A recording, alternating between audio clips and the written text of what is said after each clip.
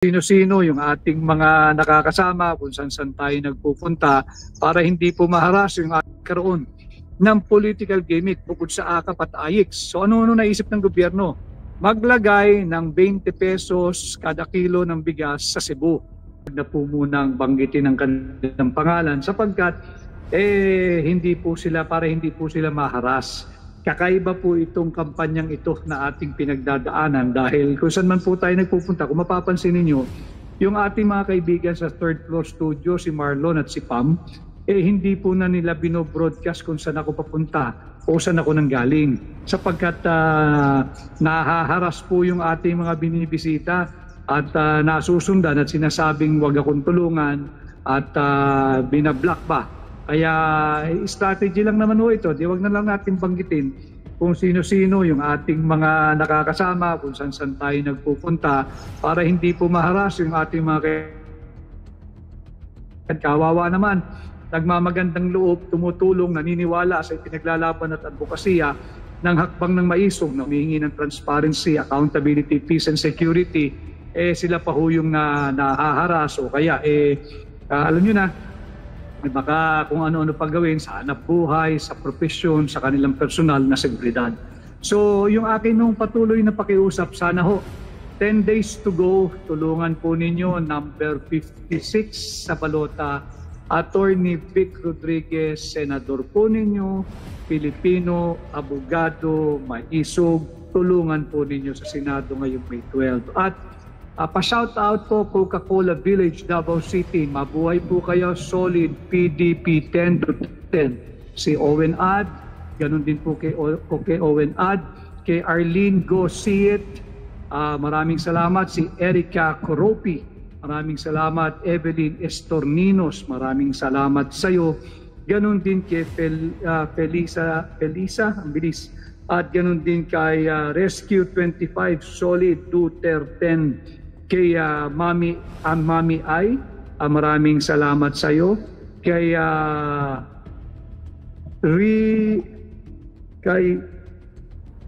Lucy, so pasensya na kayo. Lucy Darba, I hope I got your name right. Lucy Darba. At itong meron pong isang insektong nakasingit at tinatanong niya kung ako raw po ay pro-China.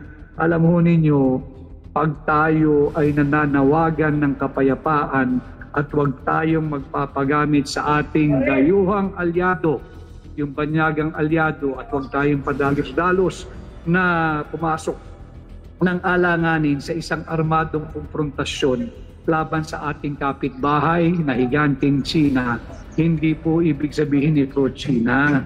Alam ho ninyo, minsan talaga kinakailangan lawakan ang pag-iisip, laliman ang pag-unawa kung ano ba yung mensahe na ipinaparating ng inyong lingkod.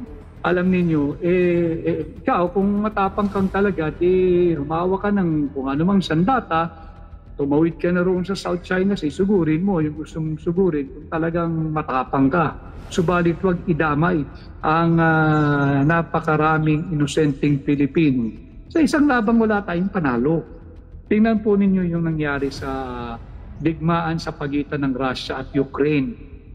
Tinulungan na po ng NATO, yung Northern Alliance Treaty Organization, yung NATO. Mga European countries, binakapan na ang Ukraine. Ano hong nangyari? Bagamat hindi totally makapasok ang puwersa ng mga Ruso sa Ukraine, hindi nila ma-take over. Ano itsura ng Ukraine? Wasak ang mga eskwelahan, wasak ang mga tahanan, napakaraming patay.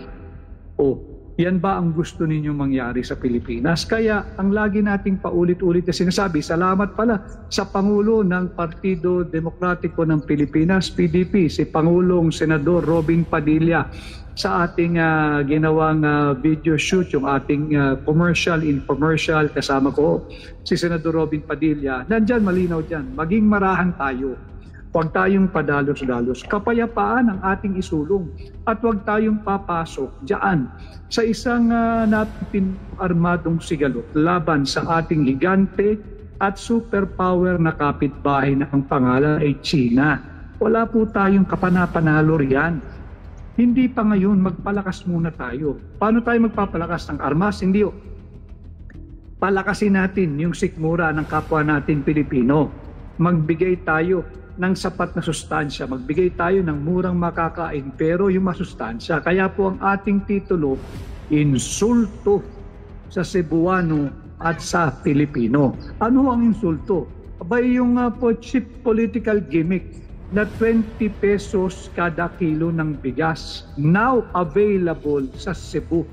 Tanungin po ninyo, bakit ngayon lang? Bakit ngayong magtatatlong taon na ang Budol Administration tsaka lamang sila magbibigay ng 20 pisong kada kilo ng bigas? At ang katangi-tangi at natatangi, bakit sa Cebu lang? Yan ang tanungin ninyo, bakit sa Cebu lang? Sa Cebu lang ba kumakain ng kanin at bumibili ng mga bigas ang mga Pilipino? Sa Cebu lang ho ba merong mga naghihirap na kapwa natin Pilipino? Sa Cebu lang ho ba maraming kakulangan ang kita ng Pilipino? Yung political gimmick pong yan, sapagkat lapit na 12 days to go ay maghahalalan. At nakikita nila, lumalabas, ang dami kong nabasa sa social media, yung memorandum diyan sa tanggapan ng Pangulo na aminado sila, nagpulong daw yung isang grupo ng mga opisyal sa Malacanang at kanilang assessment, talagang masama yung naging epekto ng illegal na pag-aresto o pag-kidnap kay Pangulong Rodrigo Duterte. At yung backlash sa Mindanao, sa Visayas, kahit po sa buong Luzon, kahit sa Metro Manila, tahimik lang po ang tao, ay ramdam yung backlash. Kanya naman, kinakailangan magkaroon ng political gimmick bukod sa AKAP at AIX. So ano naisip ng gobyerno? Maglagay ng 20 pesos kada kilo ng bigas sa Cebu. Huwag ho tayong magpapabudol. Insulto po ito sa ating mga kababayan sa Visayas, lalo na diyan sa Cebu, yung ating mga kaibigan at kapatid na Cebuano. Insulto po sa inyo yan. Bakit? Masyado pong minamaliit ang inyong kaalaman at karunungan. Akala yata nila ay makukuha kayo sa suhol sa pagbibigay ng 20 pesos kada kilo ng bigas.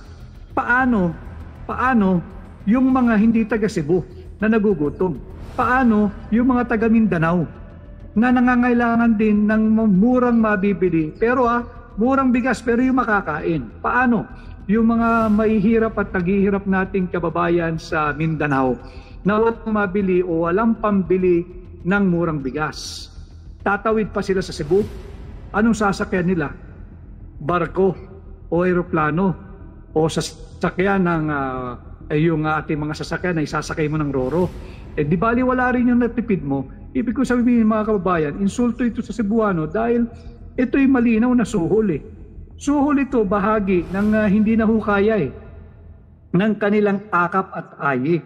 Ginagamit na nila lahat ng resources ng gobyerno para suyuin ang botanteng Pilipino, ipapalit ang inyong dignidad, ang inyong dangal, ang inyong pagkatao, ang inyong respeto sa inyong sarili, ang kinabukasan ng inyong pamilya at bawat pamilyang Pilipino at ang inyong boto. Wag ho kayong pumayag. And again, sa aking pagla-live na diretsong pakikipag-ugnayan sa inyo bilang bahagi ng Duterte, ang aming pong panawagan, hindi lamang po ang inyong lingkod, Attorney Vic Rodriguez, number 56 sa balota, malapit na ako, kundi ang buong Duterte.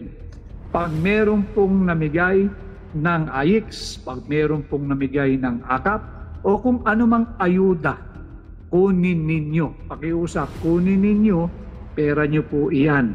Ipambili ninyo ng bigas, pambili ninyo ng ulam, pambayad ninyo ng kuryente, pambayad ninyo ng tubig. Pera nyo po yan. Huwag kayong tatanaw ng utang na loob sa mga tiwaling mangbabatas. Hindi po nila pera yan.